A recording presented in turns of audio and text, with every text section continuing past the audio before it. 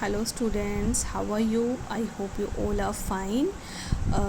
Today we will start our new chapter, data handling. So before discussing about the chapter, firstly you should know about some definition. Firstly, data क्या होता है? It is a collection of number gathered to give in some information. कि हम कुछ information हम क्या करते हैं देने के लिए हम कुछ डाटा को जो कलेक्ट करते हैं, that is the data. Then range क्या होती है? जो सबसे हाईएस्ट वैल्यू होती है उसमें से सबसे लोवेस्ट वैल्यू को सब्ट्रैक्ट कर दो, then that will become the range. जैसे हमें बहुत सारी अगर हाइट्स दे रखी हैं कि किसी स्टूडेंट की 10 है, 5 है, 6 है, 7 है, तो हाईएस्ट वाली वैल्यू में से लोवेस्ट वाली वैल्यू माइनस कर दो तो वो रेंज आ जाता है. Then arithmetic means the average. जो आप एवरेज आपने क्लास 5 में भी किया हुआ है ना, एवरेज का टॉपिक, तो वही है. एवरेज का क्या होता था हमारा? सम ऑफ ऑल ऑब्जर्वेशन, कि जितनी ऑब्जर्वेशंस आई है, जो भी डाटा आया उन सबको प्लस कर दो बाय में नंबर ऑफ़ द ऑब्जर्वेशन, कि कितनी वैल्यूज़ थी, number of the values. Clear है? तो सेम यही हमारा अर्थमेटिक मीन होता है, which represent the entire data, जो सारे डाटा को रिप्रेजेंट करता है. क्लियर है? सो नेक्स्ट है मीडियन. अब कुछ नई टर्म्स भी हमारी आ गई हैं. मीडियन ये क्या होता है? Which is strictly in the middle of the list of the observation, कि जो भी, जैसे अब मैं हाइट की बात करूँ, सेंटीमीटर्स में हमें हाइट दे रखी है, तो इसको मीडियन को निकालने के लिए सबसे पहला मेथड होता है कि आप उस डाटा को या तो असेंडिंग ऑर्डर में अरेंज करो या फिर डिसेंडिंग ऑर्डर में. तो जो सबसे मिडल वाली वैल्यू होगी that is the median. Then आता है मोड. मोड होता है कि जो वैल्यू सबसे ज़्यादा बार रिपीट हुई है, सेम ही वैल्यू बार बार अगर जो रिपीट हुई है और सबसे मैक्सिमम टाइम्स वो रिपीट हो रही है, then that will be the mode. Clear है? Then after this we will start the worksheet 1. The attendance in a school for a week. हमें अटेंडेंस दे रखी है, एक वीक में हमारी ये अटेंडेंस रही है, तो हमें इनका मीन निकालना है. मीन का आपको फॉर्मूला बता ही रखा है, that sum of all observation and number of observation से डिवाइड कर देते हैं. यही था एवरेज का फॉर्मूला, तो वही यहाँ लगेगा. तो हम पहले भी हमने किया हुआ था कि पहले जो डाटा गिवन है वो लिख दो. अटेंडेंस दे रखी थी हमें वीक की, वो हमने लिख दी. नाउ अब हमें जो वैल्यू फाइंड आउट करनी है, मीन निकालना है, तो मीन के लिए हमें सम ऑफ ऑब्जर्वेशन चाहिए और नंबर ऑफ ऑब्जर्वेशन चाहिए. तो सम ऑफ ऑल ऑब्जर्वेशन सबको ऐड कर दोगे, वैल्यू आ गई.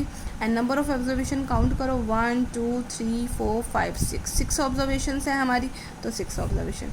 देन मीन अटेंडेंस निकालनी थी ना, अटेंडेंस ही तो गिवन थी, तो मीन अटेंडेंस कैसे निकलेगी? सम ऑफ ऑब्जर्वेशन को डिवाइड कर देंगे नंबर ऑफ ऑब्जर्वेशन से, हमारा आंसर आ जाएगा. नेक्स्ट है, देखो हमें डाटा दे रखा है the height of 10 boys. 10 boys की हाइट दे रखी है सेंटीमीटर में. What is the height of the tallest boy? सबसे लंबा जिसकी ज़्यादा वैल्यू होगी तो वो क्या है? 151. तो 151 सेंटीमीटर.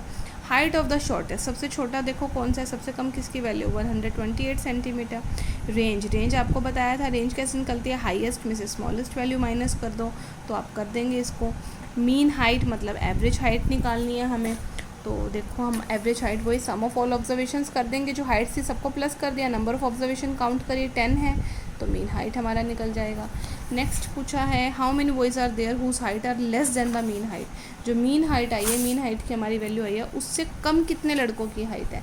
तो फर्स्टली मीन हाइट की वैल्यू हमारी ये आई थी, तो 142.1 से जितने बच्चों की कम है वो हमारी आ गई 4. क्लियर है? Next question, a group of students was given a special test. एक स्टूडेंट्स के ग्रुप ने स्पेशल टेस्ट दिया और the test was completed by various student in following duration time, कि इतने मिनट में टेस्ट बच्चों ने कंप्लीट किया. किसी ने 17 मिनट में किया, किसी ने 19 मिनट में किया. तो find the time taken by the student to complete. तो मीन टाइम निकालना है. मीन टाइम हम कैसे निकालेंगे? आपको आता ही है कैसे निकालते हैं मीन टाइम हम. Firstly sum of all observation, तो सारी ऑब्जर्वेशंस को प्लस कर दोगे 250. अब नंबर ऑफ ऑब्जर्वेशन कितने बच्चों का था? 10 बच्चों का था ना, तो 10 का आ गया. तो हम इसका एवरेज निकालेंगे या फिर हम मीन टाइम निकालेंगे, तो sum of observation divide number of observation divide कर देंगे 25 मिनट्स. नेक्स्ट कहता है find the new mean if another student who take 14 minute. अगर एक स्टूडेंट और है जिसने 14 मिनट लिया, मतलब एक स्टूडेंट और ऐड हो गया, तो अब जो सम ऑफ ऑब्जर्वेशन होगा, जो वैल्यूज़ पहले आई थी उसके अंदर 14 और ऐड कर देंगे, तो 264. और अब नंबर ऑफ ऑब्जर्वेशन 11 हो गए ना, पहले 10 थे, अब एक बच्चा और आ गया, तो मीन टाइम आप सेम फॉर्मूला यूज़ करके निकाल सकते हैं.